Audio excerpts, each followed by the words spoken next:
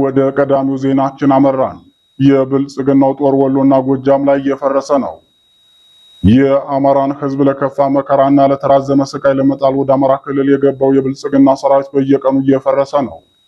ጎጃም ላይ በዛሬው ዕለት ብቻ ከ50 የማያንስ ሰራዊት ሲከዳ፣ ወሎ ላይም ከ10 በላይ ፋኖን ተቀላቅሏል። በጄኔራል ብርሃኑ ጥላውን የሚመራውና በምስራቅ ጎጃም ዞን የተሰማራው የብልጽግናው ሰራዊት በየቀኑ እየጠፋ ሲሆን በዚህ ተደጋጋሚ የሰራዊት መጥፋት የተደናገጠው የብልጽግናው ወታደራዊ አዛዦች ቡድን የ6ኛ ዞን ዋና አዛዡን ለጥያቄ አዲስ አበባ መጥራቱ ታውቋል። የአማራ ፋኖ ብሔራዊ ኃይል አጼ ቴዎድሮስ ዕዝ ዋና ቃል አቀባይ ፋኖ ማርሸት ፀሐዩ በማህበራዊ ትስስር ገጹ እንዳስታወቀው የብልጽግናው ሰራዊት 6ኛ ዕዝ ከፍተኛ አመራር የሆኑት ኮሎኔል ረሺድ ዙ 23 ጨምሮ ከ60 በላይ አድማ ብተናና መከላከያ በመያዝ ጠፍተዋል። የከዱ ኃይሎች አስተማማኝ ሁኔታ ላይ ይገኛሉ ብሎ አስተላልፏል። የኮሎኔል ረሺድን መጥፋት ተከትሎም የዙ ዋና አዛዥ ወደ አዲስ አበባ ለጥያቄ የተጠሩ ሲሆን ደብረ ኤልያስ የሚገኘው የብልጽግና ሰራዊትም ለአስቸኳይ ስብሰባ ተቀምጦ የጠፋውን ኃይል ለማግኘት አሰሳ እንዲወጣ ትዕዛዝ ተሰጥቶታል ተብሏል። በዚሁ የጎጃም ቀጠና ካውደ ውጊያ በተጓዳኝ ራሱን ስልት እየተጠቀመ የብልጽግናውን ሰራዊት እያስገዳ ያለው የአፋባ አጼ ቴዎድሮስ ዕዝ 201ኛ ኮር በዛሬው ዕለት 8 የብልጽግናን ሰራዊት አስኮብልሏል።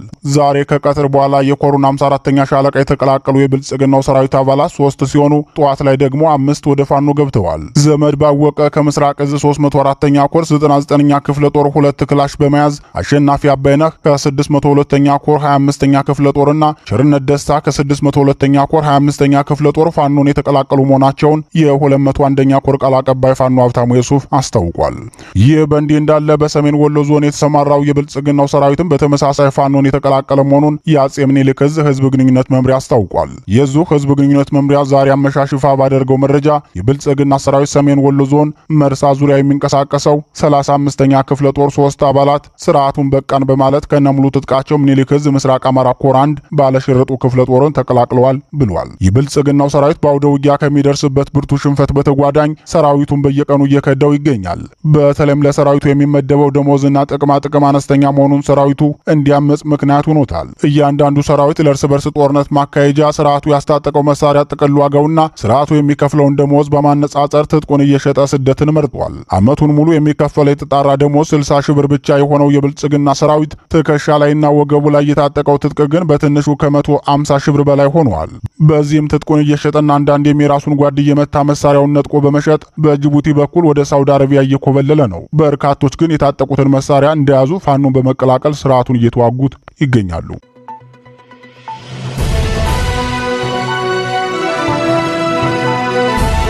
ወደ ተከታዩ ዜናችን እናልፋለን። በወሎ ተጋድሎ 55 የብልጽግና ሰራዊት ከጥቅም ውጭ ሆነ። ዛሬ በሰሜን ወሎ ዞን የምራነ ክርስቶስ ብልባላ ላይ የአማራ ፋኖ ብሔራዊ ኃይል አጼ ምኒልክ ዕዝ ላስታ ጄኔራል አሳምነው ጽጌ ኮር ስር የሚገኘው ማረጉ ተማረ ክፍለ ጦር ባደረገው ውጊያ ከ20 በላይ የብልጽግናን ሰራዊት እርምጃ ወስዶበታል። በተጨማሪም 35 ቁስለኛ በማድረግ በድምሩ 55 የብልጽግናን ሰራዊት ከጥቅም ውጭ ማድረጉን አስታውቋል። የብልጽግናው 65ኛ ክፍለ ጦር 2 ሬጅመንት ኃይል በዘመቻ ደማሊ በርካታ ኃይሉ የተበተነበት 12ኛ ክፍለ ጦር 2 ሬጅመንት እና የ65ኛ ክፍለ ጦር ሜካናይዝድ ጥምረት ፈጥረው ነበር ፋኖን ለመፋለም የገቡት። ይህ ኃይል ወደ ቀጠናው ሲገባ 1 ዙ 23 እና 4 ዲሽቃ በመያዝ ሲሆን መነሻውን ከላስታ ወረዳ ብልባላ ከተማ በማድረግ ሌሊቱን ተጉዞ የማረጉ ተማረ ክፍለ ጦር ቃኝን 3ኛ ሻለቃንና የኮሩን ዘመቻ መምሪያ ኃላፊን አርበኛ ፋኖ ታዘበው ሻምበልንና ስልጠና መምሪያ ኃላፊውን አርበኛ ፋኖ 50 አለቃ መልካሙ ገበየውን አፍናለሁ ብሎ ነበር የተንቀሳቀሰው። የብልጽግናው ሰራዊት በዚህ መልኩ 01 ቀበሌ ተብሎ ወደሚጠራው ይምራነ ክርስቶስ በመጓዝ ላይ በነበረበት ሰዓት ቀድሞ መረጃው የደረሰው የማረጉ ተማረ ክፍለ ጦር ዛዚያ ስላሴ ደቢያና አሞራ ደብር በተባሉ ቦታዎች ላይ ደፈጣ በመያዝ በርካታ የብልጽግናው ሰራዊት በመምታት ድል ተቀዳጅቷል። ዛሬ ህዳር 16 ቀን 2018 ዓ.ም ከንጋቱ 12 ሰዓት ተኩል እስከ ምሽቱ 12 ሰዓት ድረስ በዘለቀው ውጊያ ከ20 በላይ የብልጽግና ሰራዊት እርምጃ ሲወሰድበት ከ35 በላይ ደግሞ ጉዳት አስተናግዷል። የተጋድሎ መረጃ ለጣና ቴሌቪዥን ያደረሰው የክፍለ ጦሩ ቃል አቀባይ ክፍል በዚህ አውደ ውጊያ የብልጽግናው ሰራዊት የማረጉ ተማረ ክፍለ ጦር ቃኝን 3ኛ ሻለቃንና ከላይ የተጠቀሱ የኮር አመራሮችን ለማፈናቀዱ የመጣ ቢሆንም ጠላት ባላሰበውና ባልጠበቀው መንገድ ራሱ ታፍኖ ከፍተኛ ምት ደርሶበትና በርካታ ኃይሉን አስጨርሶ ወደ መጣበት ፈርጥጧል ብሏል። ይህ በእንዲህ እንዳለ የብልጽግናው ሰራዊት ባሳለፍነው አርብ በድሮንና በሜካናይዝድ መሳሪያ ንጹሃንን እየደበደበ አይና ቡግና ከገባ በኋላ ንጹሃንን ማፈን ማሳደድና ንብረት ማውደሙን አጠናክሮ ቀጥሏል። ቀጥሏል።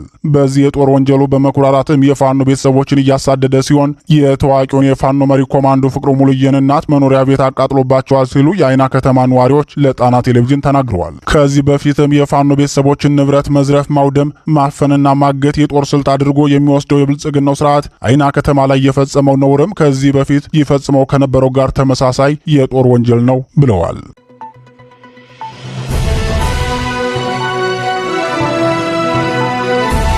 ክቡራትና ክቡራን ዜናዎቻችን እንደቀጠሉ ናቸው። ፋኖ ጎንደር ላይ ታላቅ ድል ተቀዳጀ።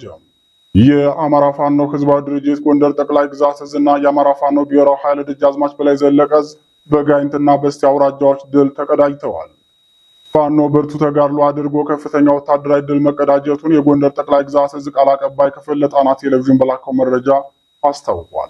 የአፋድ ጎንደር ጠቅላይ ግዛት እዝ 206ኛ ከፍ ያለው ደሴ ኮር ተራራው ራስ ጉና ክፍለ ጦር በሰራ የተሳካ ኦፕሬሽን በርካታ የብልጽግናው ሰራዊት ሙትና ቆስለኛ ሆኗል ሲል የኮሩ ቃል አቀባይ አርበኛ ጋሻው ግዛት ለጣና ቴሌቪዥን ተናግሯል። አርበኛ ጋሻው ግዛት አክሎም በጉና በጌምድር ወረዳ ዋና ከተማ ክምር ድንጋይ በመነሳት ፋኖ ወዳለበት ቀጠና ላፈና የወጣው የብልጽግናው ሰራዊት ጥጥራ ላይ ያላሰበው ጥቃት አጋጥሞታል ብሏል።